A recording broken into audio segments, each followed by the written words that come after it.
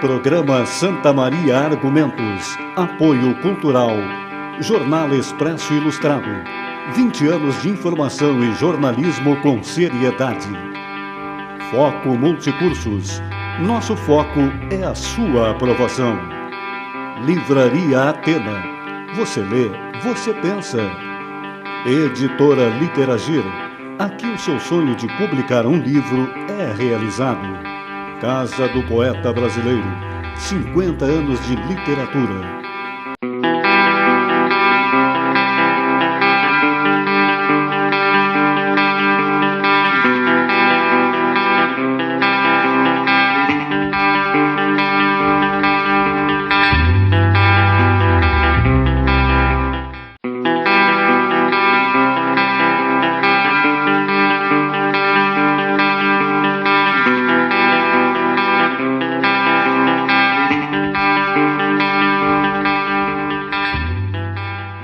Olá, retornamos a mais um programa Argumentos, hoje com o projeto Escritores da Nossa Terra.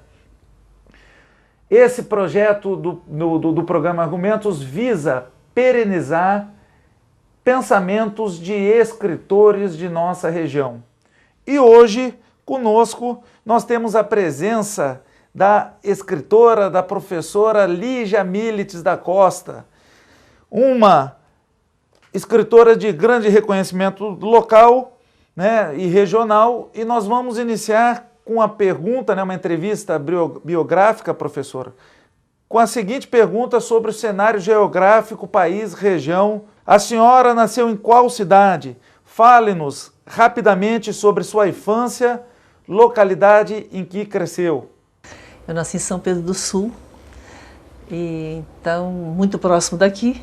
As referências nossas são muito semelhantes às de Santa Maria, porque a gente vinha muito seguidamente aqui, principalmente por causa do comércio. Então a minha cidade realmente é São Pedro e depois fiquei em Santa Maria já por décadas.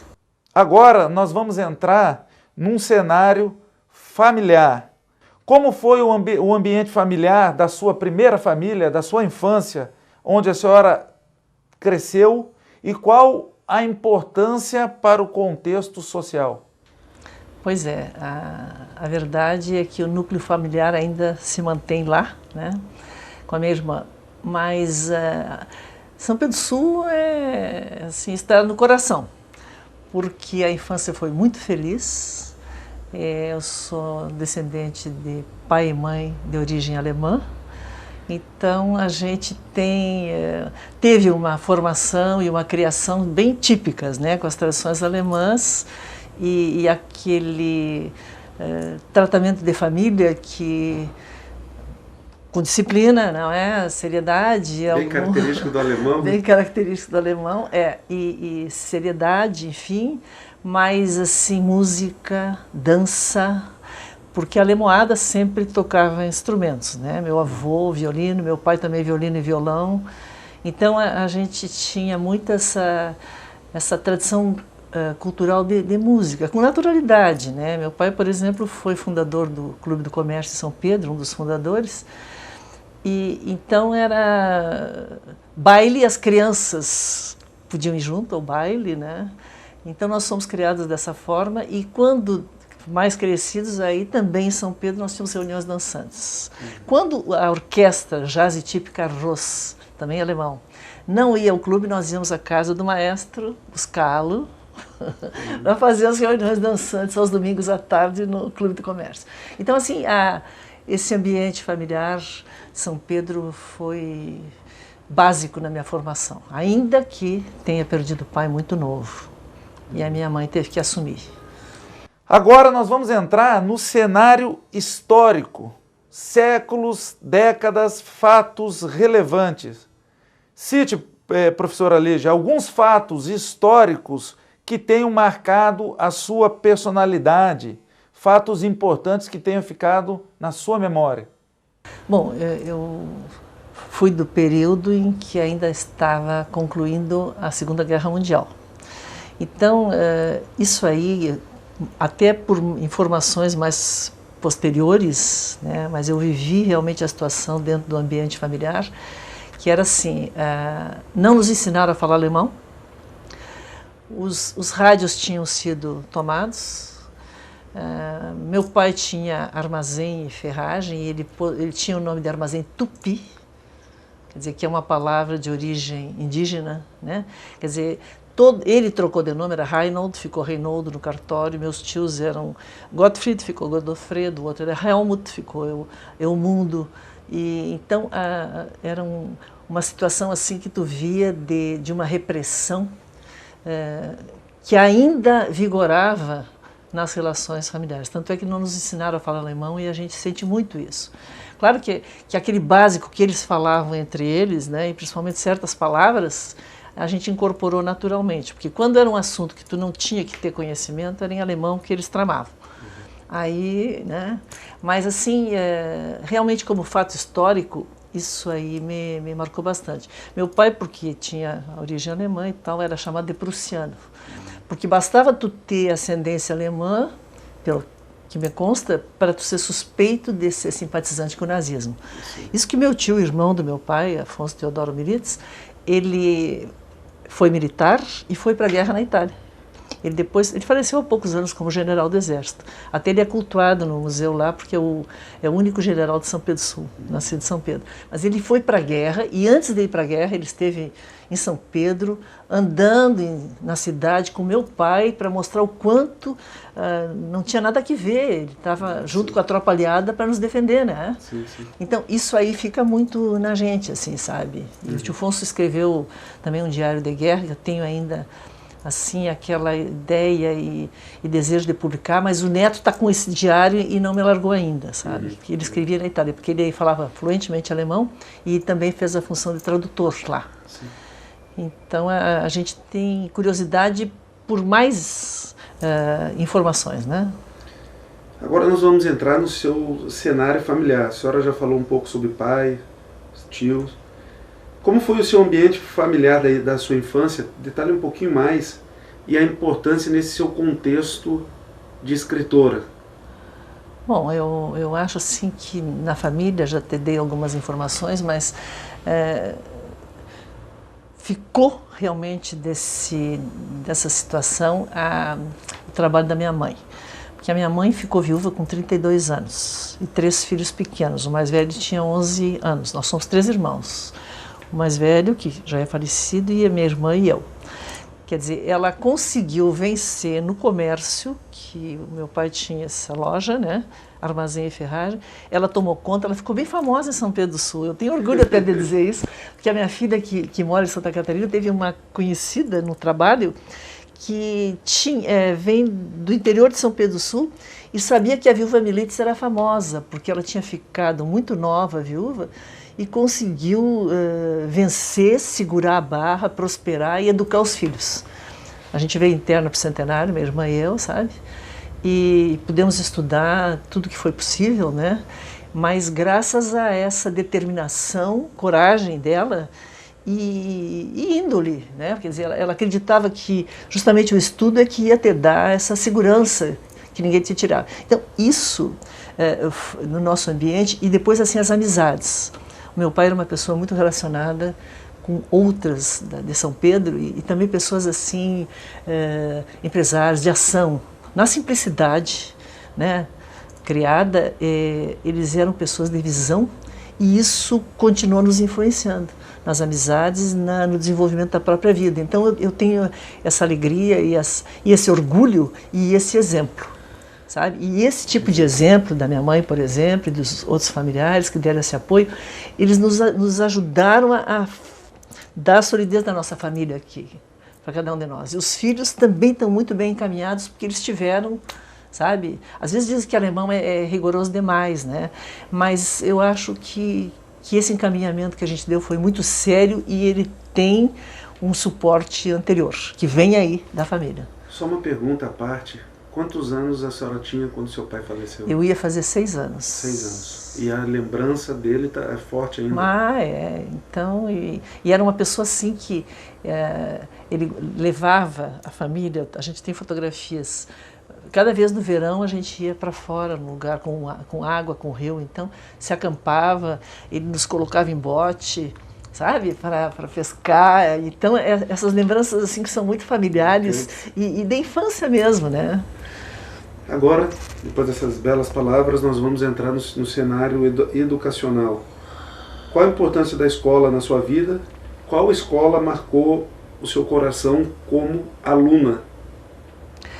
A gente sabe que eu acho que a escola é uma coisa espetacular na vida de uma pessoa, né? E assim, ela é surpreendente, porque tu entra numa escola, agora não, porque os coitadinhos, né, já vão para a creche, às vezes com menos de um ano, né? Mas no meu caso, eu entrei com 6 anos para cursar o primário. E aquilo tudo é muito novo, né? Porque tu te mete numa sala com outras crianças, aquilo tal. Então, eu tive uma alfabetizadora espetacular, que aí, uma ocasião, ela fez um concurso que quem lesse melhor, trouxesse um livrinho e lesse, ia ganhar um livro de presente. Aí minha irmã me treinou, eu não estava bem alfabetizada, eu decorei e sabia quando virar folha, sabe? E aí ganhei o prêmio, né? Quer dizer, aquele livro. Então, essas coisas assim me marcaram muito, e professores lá de São Pedro do Sul, estou falando do grupo escolar 29 de junho. E então, cada escola foi uma experiência. Agora, o centenário, que a gente veio interna, minha irmã veio primeiro, depois eu, eram as americanas, as misses. Sabe que eu tive essa satisfação de ter recebido a educação americana, porque eram pessoas com outro patamar de desenvolvimento já. E elas eram missionárias tão bondosas que se doaram e vieram dos Estados Unidos para colocar a educação no Brasil. E nós ainda tivemos aqueles momentos em que elas estavam aí, então aquele rigor e aquela seriedade e os horários de estudo, para as internas principalmente. Então, eu acho assim que, não sei quanto % eu tenho de disciplina herdada da minha família, mas o percentual de disciplina adquirido no centenário foi para toda a vida, me ajudou muito. Depois eu fui para o Bilac, e lá eu tive pessoas maravilhosas também, e depois então eu fui para fazer o curso superior de Neolatinas na FIC. E lá pessoas maravilhosas, como a irmã Conselho Silveira Neto, que me ajudou a entender o que eu gostava, que era literatura. Acabei sendo professor de literatura na Federal e, graças ao fato de eu ter entrado na Universidade Federal de Santa Maria, eu pude aprender muito mais literatura, que eu fui fazer mestrado na PUC do Rio, e lá na PUC do Rio aprendi poesia e narrativa brasileira. E pude conviver com pessoas como o Afonso Romano Santana, que é conhecidíssimo, né? Conhecidíssimo. Meu orientador, meu amigo até hoje, orientador de tese, de dissertação, perdão. Com a dona Cleonice Ribeiro Ardinelli, que agora está na Academia Brasileira de Letras, né? Gilberto Mendonça Teles, então, e Luiz Costa Lima. Quer dizer, eu tive pessoas assim que me assustaram pela competência e pela convivência, porque eu pude ficar próximas delas. E depois, então, doutorado na PUC do Rio Grande do Sul, onde eu tive pessoas como a Regina Zilberman, atuante hoje na URGS, né? Que ela foi uma das pessoas que deu o aconselhamento, foi consultora dessa exposição que acabou de fechar do Moacir Scliar, lá no Santander, espetacular. Fui lá, de chorar. E, enfim, então, mais ou menos isso. Mas a escola, só reforçando, aquela escola de São Pedro, aquela escola da Centenário, né, que a senhora disse? Centenário aqui e o Grupo Escolar em São Pedro do Sul. O Clube Escolar marcaram sua infância. Nós vamos a um rápido intervalo, onde veremos os nossos apoiadores e já voltamos.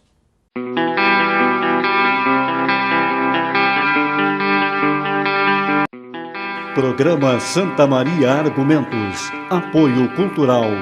Jornal Expresso Ilustrado. 20 anos de informação e jornalismo com seriedade. Foco Multicursos. Nosso foco é a sua aprovação. Livraria Atena. Você lê, você pensa.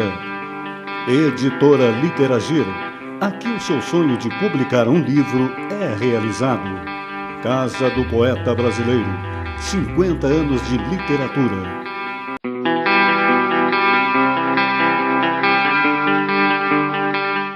Voltamos ao projeto Escritores Nossa Terra, escritora Lígia Milites da Costa. Agora nós vamos ao cenário pessoal, a delimitação do eu. Quem é Lígia Milites da Costa? Defina-se em poucas palavras. É complicado, né? Mas assim, ó, eu me considero uma pessoa feliz pelas dádivas que eu recebi. E eu sou deslumbrada com tudo, então com a vida, com as flores, com a beleza de um modo geral. Mas também eu acho que eu me considero uma pessoa séria e ao mesmo tempo exigente. Mas de qualquer maneira me sinto amorosa e também muito discreta. Acho que mais ou menos assim eu traço meu perfil e profissional, né? Porque essa questão de ser professora tanto tempo, né?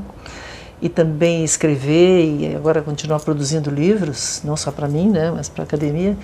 E isso tudo tem um envolvimento pessoal que te define muito, né? Porque eu sempre considerei que o trabalho, ele não é alguma coisa que te massacre. O trabalho é vida. Eu sempre achei assim que o trabalho faz parte da tua vida, que é um espetáculo, né? Então, nunca parar, né? Claro que tu, num determinado momento, tu muda o ritmo e vai fazendo algumas outras coisas. Mas esse envolvimento com letras e escrita, esse negócio não adianta, tem que continuar. Hobbies, passatempos, lazer, o que a senhora faz? Assim, as aspirações são sempre maiores do que as coisas que realmente acontecem, né? Eu gosto muito de ler, eu gosto de música, eu gosto muito de dançar, de fazer esse tipo de coisa, sabe? Mas nem sempre é possível, porque, por exemplo, para a nossa idade, não a minha, a tua, estou falando a minha e do marido, são poucos os lugares que tu pode ir para tu te divertir nesse sentido. Então, a gente aproveita mais o lazer aqui em Santa Maria, né?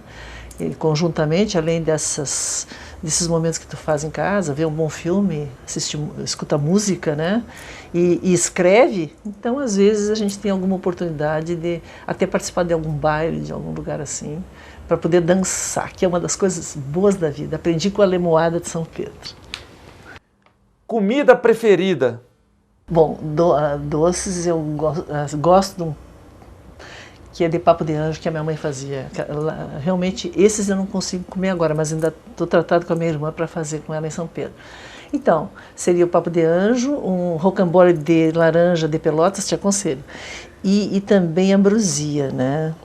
Agora, salgado, eu gosto muito de arroz branco com ovo frito em cima, cor-de-rosa, assim, não cru em cima, mas macio. Crioulo.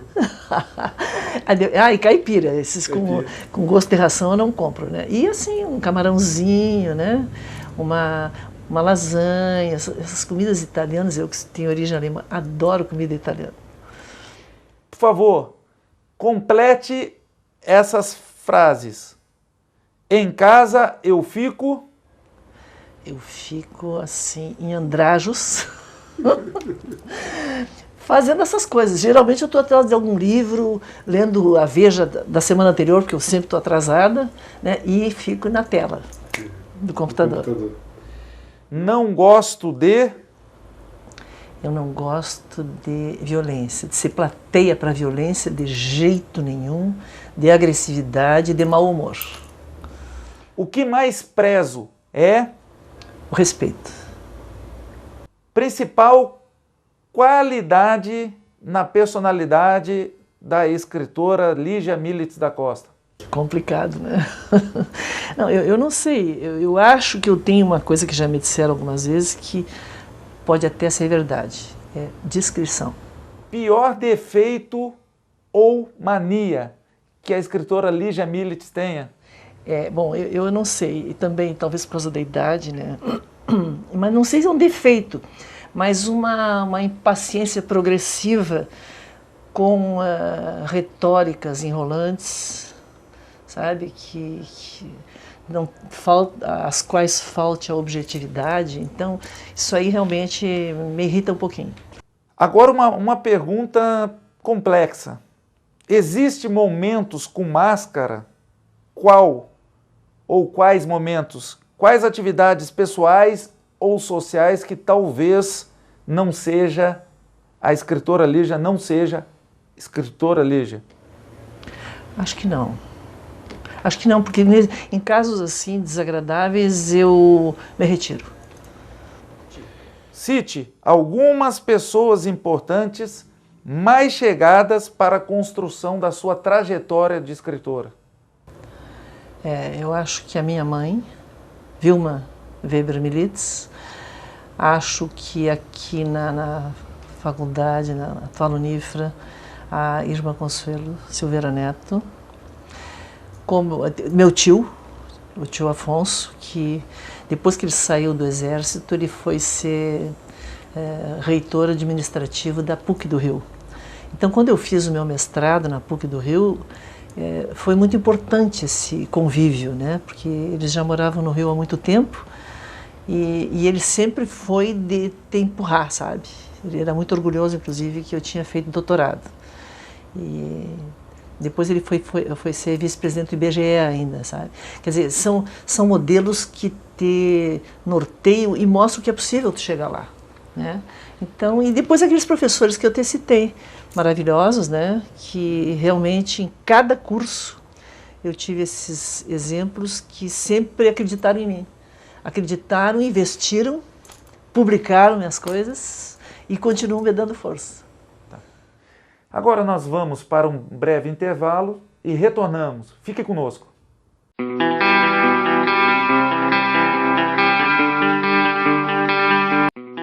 Programa Santa Maria Argumentos. Apoio Cultural. Jornal Expresso Ilustrado. 20 anos de informação e jornalismo com seriedade. Foco Multicursos. Nosso foco é a sua aprovação. Livraria Atena.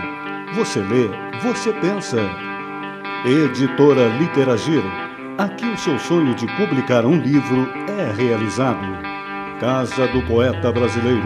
50 anos de literatura.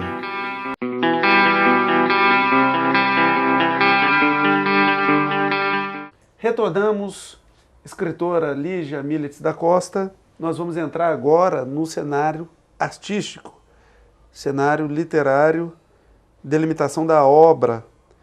Cite, por favor, o nome de 3 autores, escritores, artistas, cineastas, etc., que tenham tido uma relevante importância para a sua obra.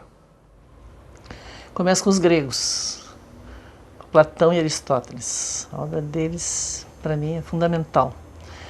Depois eu pulo para o teatro do Shakespeare.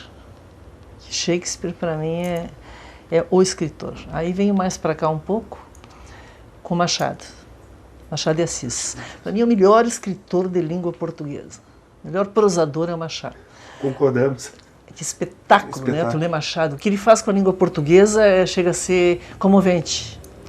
Daí, falando do Machado, eu gostaria de pular para o Jorge Luiz Borges, que é uma loucura que esse cidadão escreve, né? O quanto ele mexe com a gente.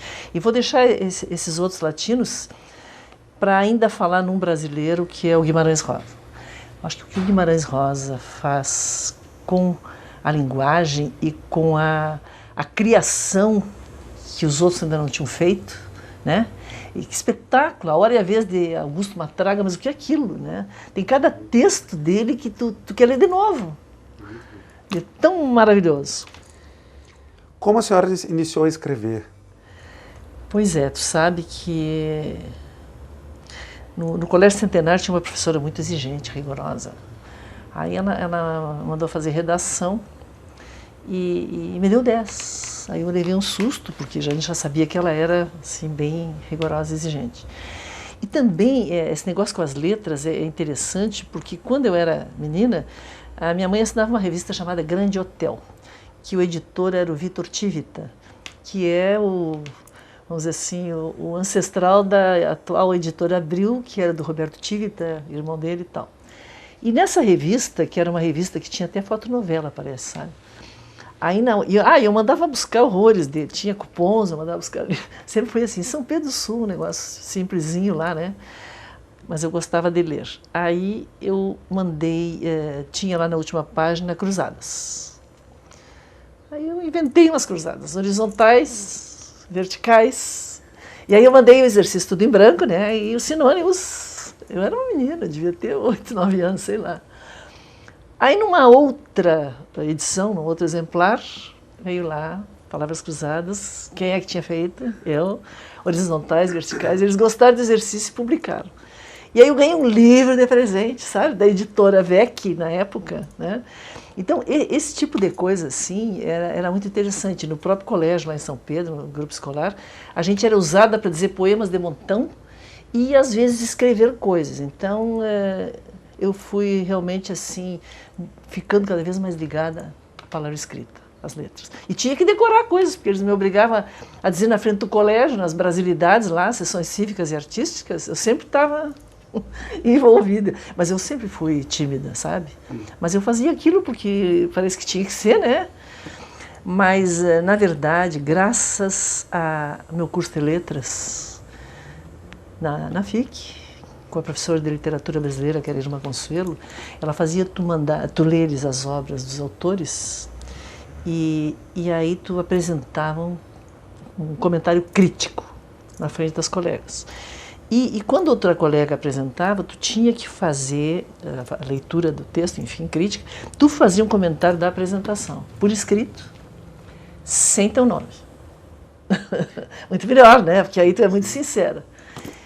E ela lia para a gente ouvir o que o outro tinha dito da gente, o que a gente dizia também, sem citar nossos nomes. Sabe que isso foi um exercício muito interessante, porque eu me acho principalmente ensaísta. Sabe? Eu acho assim que... Eu sempre dizia que a teoria da literatura é a melhor ficção, porque meu doutorado foi em teoria, e lá que eu aprendi a poética do Aristóteles, que vai ser a base da minha tese de doutorado, né? E hoje ela é usada em todas as universidades do país. Eles fazem síntese do livro, né? E resenhas, é só entrar na internet que já se acha. Tem mais de 10 mil exemplares vendidos, né? Quer dizer, eu fui aprender realmente a escrever quando eu fiz os meus cursos de pós-graduação, que eu pude treinar melhor. E os professores publicavam para mim em revistas do Rio de Janeiro, de Porto Alegre, em Portugal. Então, eu comecei a escrever mais e o meu negócio é ensaio. E graças à universidade, com a pesquisa, eu pude fazer isso. Se tivesse que escolher entre uma única estrutura escrita, prosa ou poesia, qual seria? Bom, tu sabe que depois que conseguimos assim solidificar a Associação Santa Maria de Letras, eu comecei a me dedicar bastante à poesia. Mas, sem dúvida, a minha facilidade maior, e eu acho assim que, não digo que seja um talento, mas uma facilidade para trabalhar com as obras em prosa. Porque eu acho que o ensaio é alguma coisa que ajuda a esclarecer o que está escrito. Às vezes o ensaio diz mais do que uma obra, né? Eu aprendi muito em ensaios. Com ensaístas eu acho que eu consigo escrever alguma coisa e tenho livros nesse sentido, porque aprendi com os outros. A reflexão é profunda. Né? Então aprendi lendo ensaios e sou exigente com ensaio. Quantos livros já publicou? Olha, em torno de uns 20 livros no mínimo, fora os outros organizados e tal, né? E organizados.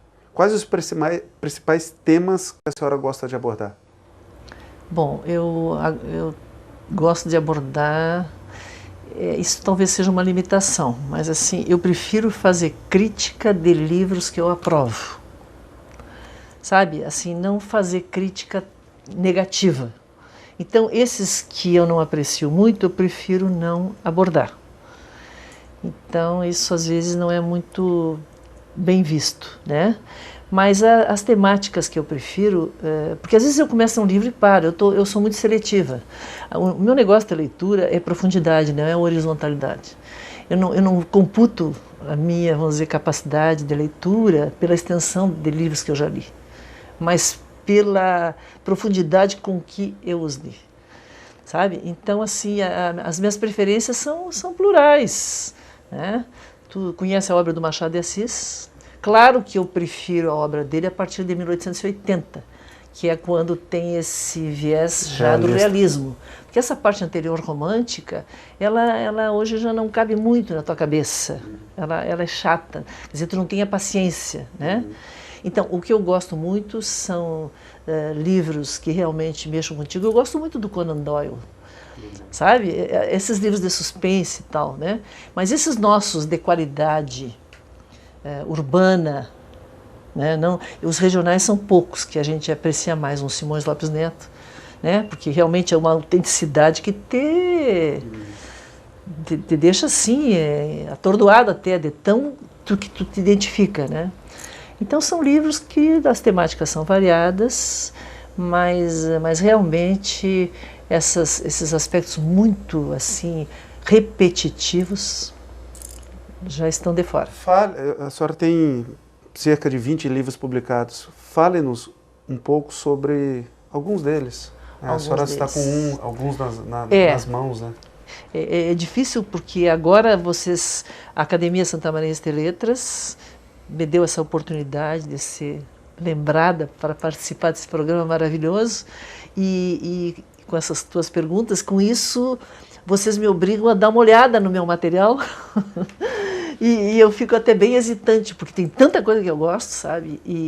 E algumas eu tenho até que rever.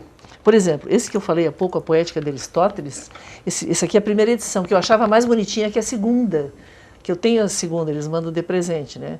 Foi o livro que mais me deu direitos autorais e continua dando, porque a Ática é muito pontual. Então eu recebo assim de 3 em 3 meses o extrato do que eles me depositaram, né? E é um livro que eu não conheço outro que alguém tenha, vamos dizer assim, digerido, não, essa palavra não é boa, mas assim, mastigado com tanto cuidado a poética, porque a poética são 23 capítulos, ela é toda elíptica, né? E para trabalhar, para fazer realmente esse trabalho que foi uma parte do doutorado, eu li 3 traduções da poética, uma delas tem 600 e poucas páginas, uma francesa. Então significa que esses capítulos que são tão lacônicos, eles têm um material que está vivo hoje. A arte como representação, isso é fascinante. Então, esse livro me agrada muito e eu tenho essa satisfação de ele estar circulando muito, né? Eu tenho outro livro que eu fiz com a minha colega Maria Luísa Ritzel Remédios, que foi minha colega de curso de letras e depois na universidade. Fomos colegas e amigas por muito tempo. Lamentavelmente, ela faleceu há pouco tempo. Então, esse livro aqui é muito bonito, porque nós falamos da tragédia grega, cada uma tem umas partes separadas, nossos discursos nossas partes são individuais. Mas aqui eu analiso as bacantes, sabe, do Eurípides, eu analiso aqui o Otelo do Shakespeare. Então é um livro muito interessante porque fala inclusive do maneirismo, fala do Lutero, sabe, mostrando o que aconteceu naquele momento na história, né? A pesquisa é maravilhosa. Bom, e esse aqui também eu achei bom demonstrar, que chama Textos Críticos, acho que aquele eu não mostrei, porque esse livro aqui eu reuni crônicas sobre diferentes autores e tive a satisfação de ter o Moacir Scliar fazendo a apresentação. Ele é de uma generosidade aqui, um espetáculo que ele diz aqui. São textos que saíram principalmente no Jornal da Razão, saíram no Jornal da Tarde de Salvador, no Correio Brasiliense, onde mais? Na Folha de São Paulo. Tem vários jornais de onde eu os retirei e coloquei aqui.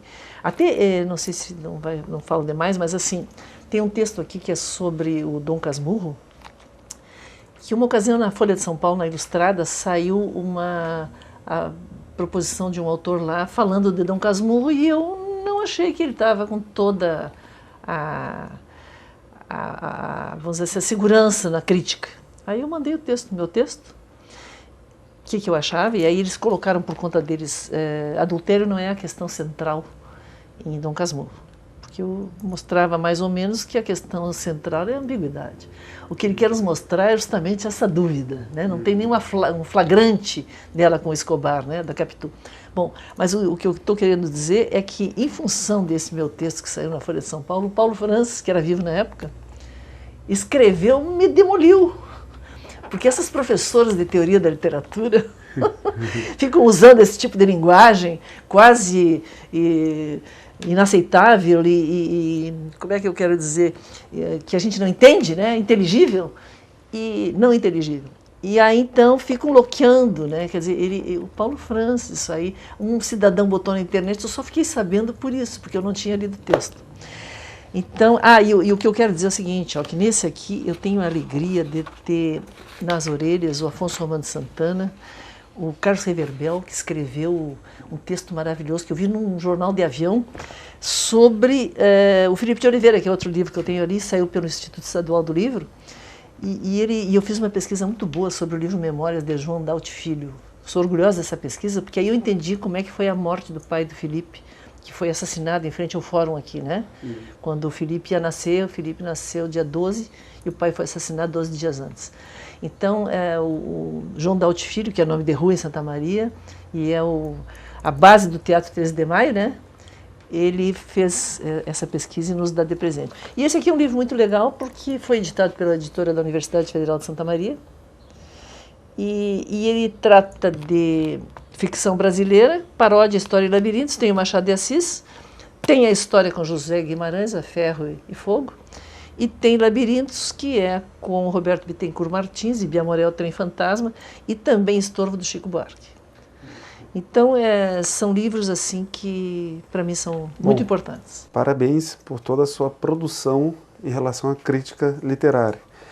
Felizmente, o nosso tempo ele está encerrando, nós vamos passar para o último cenário, que é o cenário expectativo, o cenário futuro. Quais os planos para o futuro e quais os planos literários? Pois sim, os planos para o futuro são de continuar trabalhando também na academia, produzindo livros, incomodando os novos autores, porque os novos autores geralmente têm que fazer o panegírico, não é? E como eu ainda sou coordenadora da comissão editorial, sempre querendo passar o cargo, mas ainda não tive oportunidade. Desde a Associação Santa Maria de Letras eu venho coordenando. Bom, mas na verdade, eu tenho a ideia de fazer 2 livros. Pior é que a gente tem que pagar, né? Porque é tão difícil tu conseguir editora. Eu quero ver se talvez eu vou lá na universidade. Bom, tem 3 planos, na verdade, porque eu já fui convidada por um colega da universidade, que por sinal foi meu aluno de mestrado, para a gente reeditar a obra completa do Felipe de Oliveira, que nós somos 3 organizadores, né? Eu, esse colega e a Maria Eunice Moreira, que é diretora das letras na PUC. Bom, então isso é um projeto, mas meus exclusivamente, então, eu quero lançar um livro com ensaios sobre Machado de Assis. Vou reunir os meus ensaios. Eu adoro os contos do Machado. Espetáculo, né? Bom, e também eu quero reunir os meus textos críticos sobre poetas. Porque esse livro que eu falei há pouco, Textos Críticos, ele é só sobre prosa. São textos de prosadores nacionais e internacionais aqui, né? Mas eu quero reunir meus textos em poesia, porque tem uns muito interessantes. Eu não falei aquela hora de um autor fundamental na minha vida, na minha formação, que se chama Fernando Pessoa. O Fernando Pessoa, não sou nada, nunca serei nada, não posso querer ser nada. A parte disso, tenho em mim todos os sonhos do mundo. Isso é tabacaria, né? Ele começa assim. Então, eu acho o Fernando Pessoa assim, que ele usou a língua portuguesa em poesia de uma forma exclusiva. Gosto muito do Drummond, aprendi Drummond na PUC, e aprendi Fernando Pessoa na PUC, tudo no Rio. Com Afonso, a nacional, e a portuguesa com a Cleonice Berardinelli. E essas coisas te marcam, né? Então, esses meus planos vão resgatar o meu trabalho com a poesia também. Agora, uma pergunta importantíssima. Se a senhora pudesse deixar uma mensagem final, assim, uma mensagem importante para a perenidade, para pesquisadores que se interessarem sobre a sua obra daqui a 50, 100 anos, que mensagem seria essa? Seguinte, Giovanni, assim, eu sou muito simples. Então, assim, eu não tenho grandes aspirações, sabe? E eu acho que tenho muito pé no chão. Mas é bonita a tua pergunta, entende? E o que eu acho é o seguinte, que cada criatura tem a sua lição de vida, né? Uma vez eu levei os alunos das letras, eu sei que eu tenho que ser breve, levei os alunos das letras, que tinha terminado a semana, para ver o Mário Quintana, lá no Correio do Povo, que ele estava vivo e trabalhava lá. E aí, quando eles finalizaram a entrevista, eles sentaram tudo no chão e tal. O senhor tem um conselho para dar para esses jovens? Eu perguntei, né? Do curso de letras que eu estava levando? Tenho. Que eles nunca aceitem conselho de ninguém. Então, na verdade, isso não é um conselho, é assim, é vibração, sabe? Eu acho que a gente tem que agradecer o dom da vida e fazer aquilo que até o Washington Oliveto disse uma vez: tu tem que descobrir para que tu veio. Tu serve para quê? O que tu faz melhor na tua vida? Eu descobri, tive a sorte de descobrir que meu negócio é letras, literatura, sabe? E tanto é que estou brincando de poesia, né? Escrevendo versos, e volta e meia tem algum. Agora, na próxima antologia da Academia Santa Maria de Letras, irão sair alguns poemas meus. Eu fico bem encantada, porque não é tão fácil para mim o poema, né? E eu tenho uma vergonha, sabe? Porque eu acho que teria muito que aprender para poder escrever melhor em poesia, mas é um ritmo, né? E uma inspiração. Palavras finais? Muito obrigada a ti por essa delicadeza, elegância no trato aqui, e a academia que me permitiu estar aqui nesse momento, e a vida, que nós estamos aí tentando levá-la com seriedade, otimismo, bom humor. Acho que eu sou bem humorada, e assim, agradecendo cada dia que Deus nos dá. A TV Santa Maria agradece, eu em particular agradeço esse papo belíssimo, gostoso e prazeroso que nós tivemos, e acredito que os nossos telespectadores também agradecem essa oportunidade de conhecer um pouco da história da escritora Lígia Milites da Costa. Muito obrigado, e obrigado a vocês que nos acompanham nesse projeto Escritores na Nossa Terra. Seja muito feliz.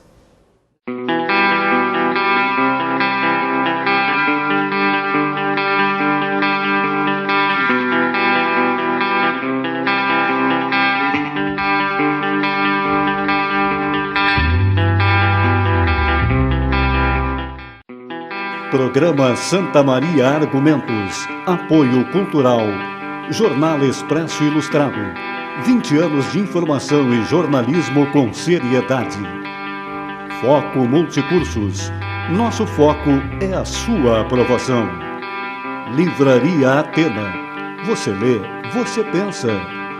Editora Literagir.